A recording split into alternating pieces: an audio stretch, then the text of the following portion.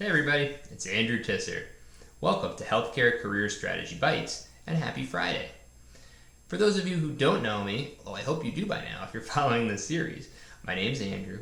I'm an ER doctor by trade, a podcast host of the Talk to Me Doc podcast, as well as a career strategist for early career physicians and healthcare professionals who are dissatisfied with their career and are hoping to make a change. So this month, we're talking about ways to start thinking outside the box when it comes to designing your career. In week 1, we talked about what is possible versus what's realistic. Anything's possible, by the way, that's the secret. Last week, we talked about common non-clinical careers and whether or not you'll actually be happy doing them. And this week, we're going to talk about a common fallacy that I hear all the time, is that I have to use my degree in whatever comes next, right? And, well, do you, right? So let's take doctors, for example.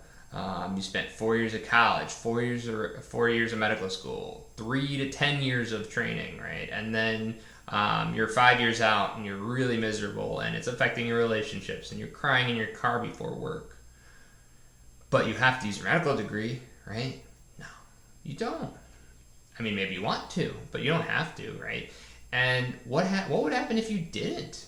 There's someone I knew who loved cars, and she decided that she was just going to walk into a car dealership and see if she can get a sales job. She did. Now she's making way more money than she did as an OBGYN, right?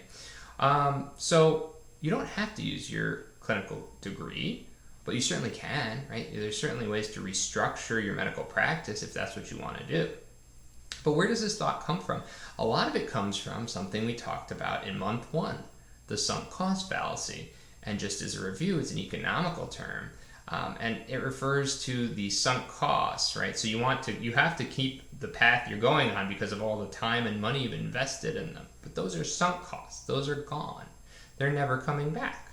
So if you decided you were going to design a career, whatever it may be, based on your values, that uses your strengths, that pays you well, that you're happy with, your family's happy with, you're a normal human being again, you're not this miserable grump all the time, right? But it doesn't use your clinical degree. Are you upset about that? You can't take that position because it doesn't use degree? You use your degree? That's wild. Why would you ever think that way, right? But it's a common thought, and it's flawed thinking, and it's just helpful to recognize that it is flawed thinking, right? And it also comes back to identity. I am blank. I am a doctor. I am a pharmacist. I am a PA, whatever. Or are you a husband, a wife, a father, a mother, right? A family man or woman? Are you a avid bird watcher? Whatever, right? Your degree is just a small portion of your identity. It does not define you. It's a job, and you should be happy with your job. That's all I got for today. So if you're enjoying this content, or if not, leave me some comments and tell me what you do or don't like about this.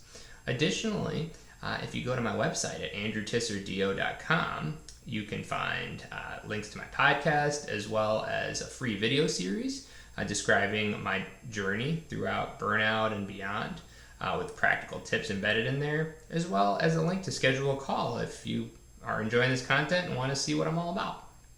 Anyway, till next time, enjoy your weekend.